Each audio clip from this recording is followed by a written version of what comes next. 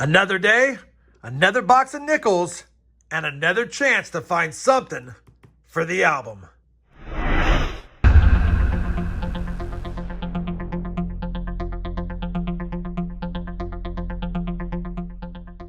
Hey everyone, it's RobFindsTreasure. Welcome back to my channel. Figured I'd do a one-box nickel hunt because I only found one nickel box this week that was circulated.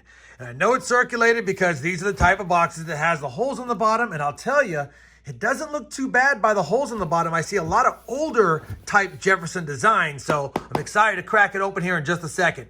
Now, as many of you know, we've already completed a nickel album from coin roll hunting. It took 167 boxes, and right around episode 101, we started the second book. And so far, I've hunted 86 boxes for the second book, trying to beat that 167 box completion point. And right now, this is box number 87.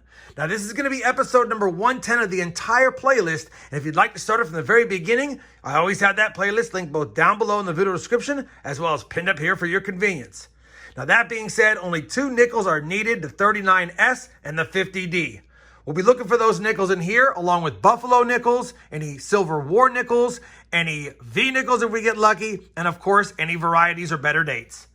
I also have a side finds book, and through the first 21 boxes, we have found 57 of the 65 nickels in that book. Now, I'm going to slide these books out of the way. You guys know we'll take a look at them as soon as we have all of the finds out of this box to compare them to see if we have any upgrades or additions. But in the meantime, let's crack open the top of this box and see if the top side looks as good as the bottom side does through the holes. I didn't see any buffalo enders, and I didn't see any for sure war nickel enders, but definitely saw some oldies. So maybe we have a good box here. All right. We do have an older Jefferson there, and there are some other ones showing their faces, but nothing that says it's a war nickel or a buffalo nickel at this point, but it's what's inside the rolls that matters. I'll be back if and when we have a find, and as a clarity, I will be showing all the 50s nickels in earlier, since it is a one-box hunt. Roll number 3 is going to give us our first find of the hunt, and it's not a Jefferson nickel, it's a Mexican peso. 2018. You know, I've hunted a roll of these, or a few rolls of these, when I went to Mexico a couple of years ago. Anyway, it's nice to see 2016. We'll add it to the board and look for some other goodies. Well, we're on roll number 5, and we have an early chance at something for the book, although it looks terrible. I did notice it's a 1939. 1939 nickel, heavily circulated, probably a Philadelphia, but we'll definitely pray for that S. 1939. And there is a mint mark, and that looks like an S. Unbelievable. 1939 S. Let's just make sure it's not a 59. Well, it can't be a 59. 1939. 1939. San Francisco. I did not think in this condition that would be a 39S, but it is. 1939S is a key date Jefferson nickel, and it is one we needed. And even though it's ugly, it will fill a spot. 1939S, 5th roll in. You can't get mad at that. Let's get back to the hunt. Well, the very next roll has something odd by the edge. Take a look at this. I have no idea what that is, and that could be a war nickel. I'll have to take a look at that. But what the heck is this?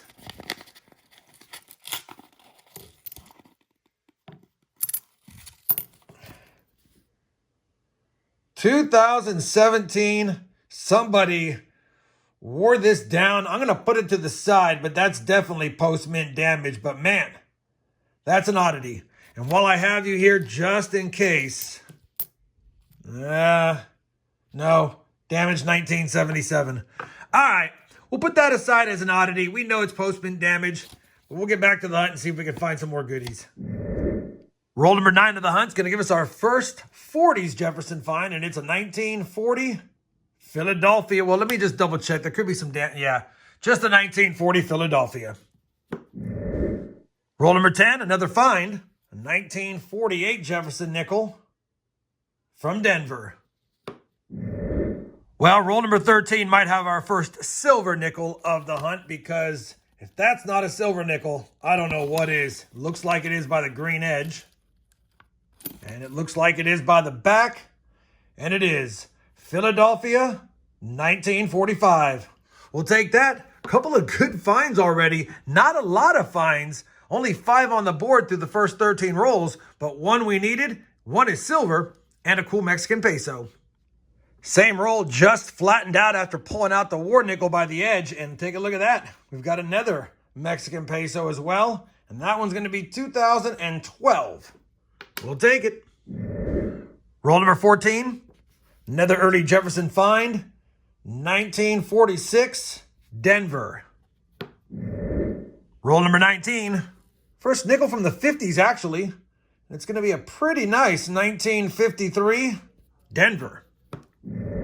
We're on roll 21, and I see a buffalo nickel in the roll because I just flattened it after crumpling up the roll. And I see one right there, and I'll tell you, it looks like we might have a few other oldies in this roll as well. But let me get to the buffalo first. The buffalo nickel is Philadelphia minted type 2. And look at that, pretty good detail. Holy cow. 1937, of course, but man, that is a pretty nice buffalo nickel for being found in circulation. 1937 Philly, we will take it. And while I have you here, let me just look at a couple of these old edges. No, it's a 1960. That's an 85. But that's a 1959 Denver. All right, a couple of finds in that roll. If I find something else, I'll be back. A buffalo and a silver and a key date. 21 rolls in. Roll number 23, we have another 1959 nickel. It's decent shape. It actually is a Philadelphia too. Thought it was going to be a Denver. Philadelphia is a slightly lower mint. Roll number 27 is going to give us a pretty toasty 1958 nickel. Thought it was an 88 at first, but I saw the 5. And that's a 58 Philly. Unfortunately, it's in terrible shape because a 58 Philly is also a lower mint. Few lower minted nickels. Unfortunately, the 58 and the 39S are not in great shape, but the buffalo is. Roll number 30 will give us our first nickel from 1941. And that's also a Philly. Roll number 31. We've seen them before in our nickel rolls. Looks like we've got another penny in the box. And it's going to be a zinc cent by the damage. 1993. Not the best find, but we'll add to the board. Roll number 32. A 1955 nickel from Denver. So we'll just take a quick peek to see if it has that D over S. And I don't see it. 1955. Denver for the board. Roll number 38 has a find. It was an ender, and I knew it might be old by the reverse. And when I flipped it, it's a 1946. And that's going to be a 1946 Philly, I believe. At least it looks like it. And it is. Roll number 43 is going to have a redemption chance at having a better 58 Philly. We've got a 1958 here. And it is a Philly. Not in the best shape, but it is a better one. And again, it's a lower mintage. Roll number 45. Another 1941 Jefferson nickel from Denver. Roll number 46. At a 1948 to the finds, minted in Philadelphia. Very next roll, roll 47 is going to give us another 1948. This time from Denver. Last roll of the box, roll 50. I'm about a fourth of the way through the roll, and we've got another 1955 Denver. So I'll take a quick peek at that Denver mint mark, and I don't see the D over S. But we'll take another 1955 Denver, and if I have another find before the end of the roll, I'll be back with that find, or I'll be back with the recap of the hunt. Well, we finished that one box nickel hunt, and while it wasn't a record-setting box as far as finds, there's only 20 on the board, it was really good finds. Handful in the 50s, handful in the 40s, couple of Mexican pesos. You guys saw that zinc cent 1993D. We also had a beautiful 1963 Philadelphia, not the DDR, and quite a few damaged nickels in that box. I kept this one aside for fun, but we'll toss it back with the rest. That being said, the finds of the box are going to be this 1939S, and while it's not in great shape, it'll plug a spot in the book, which will only leave us one left. We did find a silver war nickel. I'll see if it's an upgrade. Otherwise, I'll add it to the silver jar. I know he'll be happy for that. And then, of course, one Buffalo nickel, and even though it's only a 1937 Philly, you just don't find them this nice. Almost a full horn on that bad boy. We'll definitely take it. Let me go ahead and compare the finds to the books, add any upgrades or additions. I think we have one. And I'll be back with a look at the books and some final thoughts on the hunt. Well, I've compared the finds to both albums, and we got a little something for both albums. The 45p War Nickel, I was able to upgrade the one in the Side Finds book because the one that was in there, pretty rough condition. So the Silver Jar will take that one gladly. And as you guys know, in the Series 2 albums, we definitely have now a 39S added, low mintage, tough to find, not in the best shape, but we'll take it. That inches us closer to completing the second series books, well ahead of the 167 boxes it took us for Series 1.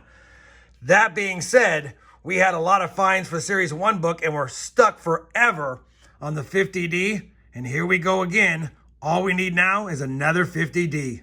Man, will we find it within the next 80 boxes? Series 2 has 135 of the 136 nickels found through 87 boxes. And because we didn't add any for the Series 3 books, we're still at 57 out of 65 through 22. Although, like I said, we upgraded that 45p War Nickel. Hopefully you guys enjoy this one box hunt. Can't get mad at slotting a nickel, getting silver for the jar, adding a nice Buffalo, and a few other finds for the collection. If you did, I'd appreciate that thumbs up. And as always, everyone, happy hunting, and thanks for watching.